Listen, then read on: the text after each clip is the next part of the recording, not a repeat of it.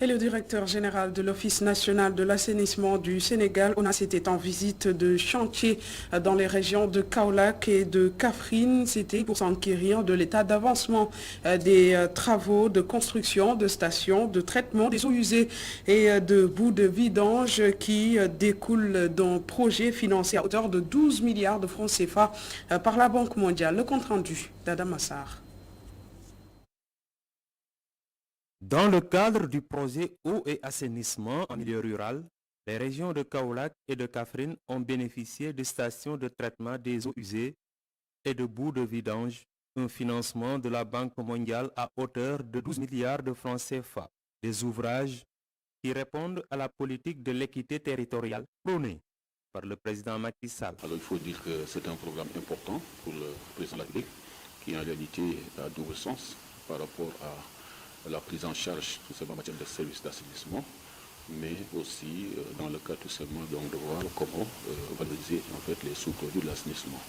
Mais l'autre considération est qu'il y a une sorte d'équité qui a été évidemment ici de mettre en exergue au niveau de ce projet-là. Les projets d'assainissement, le plus souvent, c'est orienté, surtout en milieu urbain, orienté au niveau des grandes villes comme Dakar, Thiès, Saint-Louis, etc. Et pour ce projet, on a vu, à part évidemment le projet des 10 villes, où il y a eu des grandes villes qui ont été prises en charge en dehors de ce que j'ai visité, Madame Tamba, mais ce projet-là donc, prend en charge des villes secondaires. Et on est vraiment dans la phase de finalisation. La plupart, évidemment, donc, de ces travaux sont à 80%, voire même 90%. Donc, pour dire tout simplement, la satisfaction est là, mais on a exhorté quand même les entreprises, l'entreprise qui est NGE, pour qu'ils puissent accélérer, surtout au niveau de Nguinguinéo et au niveau aussi de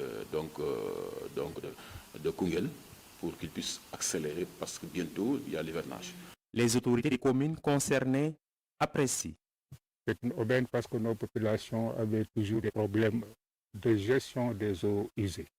Nos populations avaient toujours des problèmes de gestion de leurs fosses et consorts.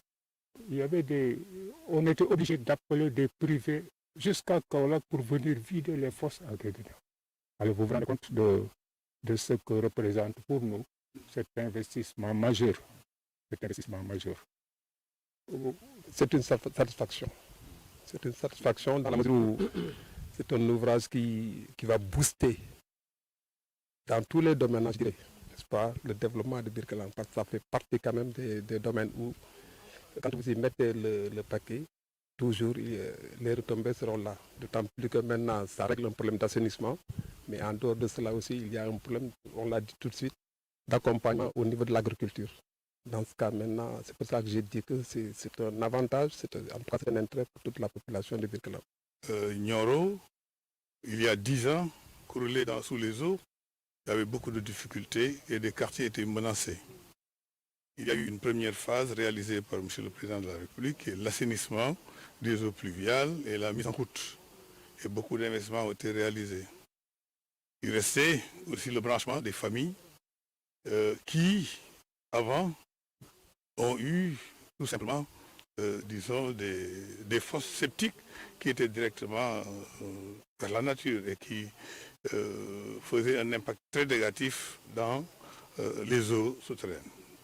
Aujourd'hui, avec ce réseau qui va brancher dans un premier temps 900 familles et également collecter les autres vers un bassin de traitement des eaux, c'est une aubaine, c'est quelque chose qui marque l'équité territoriale. À Kaolack, comme à Kaffrine, les travaux